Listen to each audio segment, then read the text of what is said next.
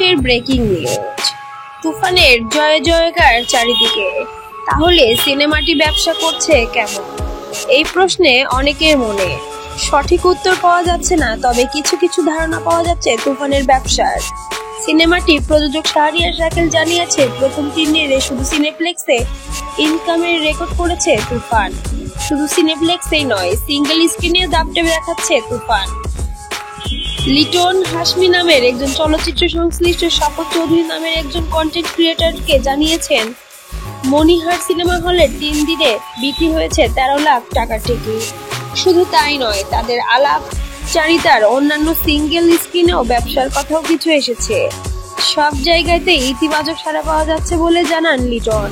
তুফান cinema বেশি টাকার ভাড়ায় বা রেন্টাল দেওয়া হয়েছিল সিনেমা হলে।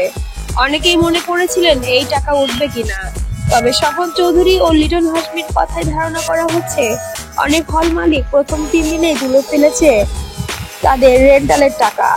28শে জুন থেকে তুফান সিনেমাটি মুক্তি পাবে দেশের বাইরে। সেখানে কেমন ব্যবসা করবে তারপরেও অনেকটাই নির্ভর করবে সিনেমাটির ইনকামের গ্রাফ। তুফান সিনেমাটির দর্শক বাড়ছে অনেক, একাধিকবার দেখেছে সিনেমাটি, যার কারণে প্রায় সব মাল্টিপ্লেক্সে শো বেড়েছে সিনেমাটির। পাশাপাশি অগ্রিম টিকিট কেনার হিড়িকও লেগে আছে